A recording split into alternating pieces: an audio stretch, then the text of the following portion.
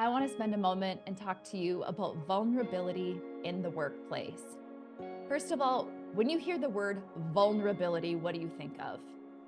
Oftentimes, many of us think of exposing emotions or feelings, being really transparent and going through personal information and data with others. What I'm talking about is vulnerability in regards to truth. Verbally speaking the truth of what you might be navigating and making sure that the actions that you are showing are aligned, therefore it is true. So vulnerability in the workplace can look like this for many. Number one, it's speaking truth about your feelings and your emotions. Now, I love exposing my emotions, my feelings to others very openly. I love telling people that I love them. I love telling them my emotions, how I'm doing, what I'm feeling. I love sharing my story with others.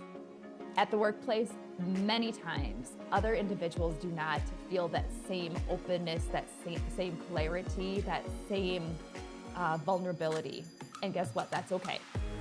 Every one of us is different. As leaders, the important piece to know and acknowledge is making sure that we are still speaking our truth. We are still speaking correctly about what we're navigating, what we're going through. We're still being vulnerable with our teams, even if it doesn't mean exposing absolutely everything. I'm going to give you an example. If you're navigating a challenge or you're going through something that's very difficult, but someone comes up to you at the workplace and says, "Hey, how are you doing?" And you're verbally saying, "I'm doing great. Everything's perfect. I'm doing wonderful. Thanks for asking." And then the actions that you show after verbally saying this are not aligned. You're showing irritability, frustration. Maybe you're distracted easily. You're showing signs of sadness. Those are all things that lead others to believe that you are not being vulnerable. You're not being honest with your emotions. You're not being clear with the truth. Vulnerability in the workplace is extremely important because it can build trust. It can show others what they can do to support each other or someone else that maybe is navigating a challenge. And true vulnerability in the workplace, if you're going through a challenge or change, could maybe look or sound like this.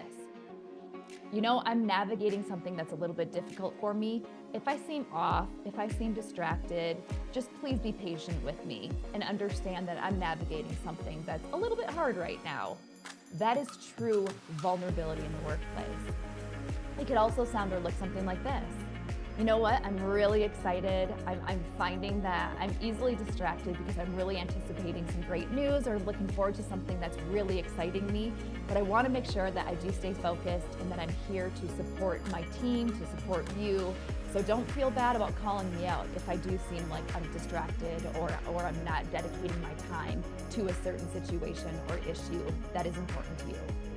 Those two are completely different examples, but they both show clear and honest vulnerability in conversations and how important it is to make sure that your actions are indeed aligned with the words verbally that you are saying to others. The fake it till you make it mentality is a bunch of BS. It does not work. It's not fair to yourself or to others. So true vulnerability in the workplace is really making sure that you just stop and pause and make sure that your verbal comments, what you're verbally saying to others, is also aligned to the action that you are following through with. So let me challenge you. Think about areas that you can be truly vulnerable in your work or personal or professional worlds. Where can you be a little bit more vulnerable? And how can you make sure that your actions are aligned with the words that you're saying?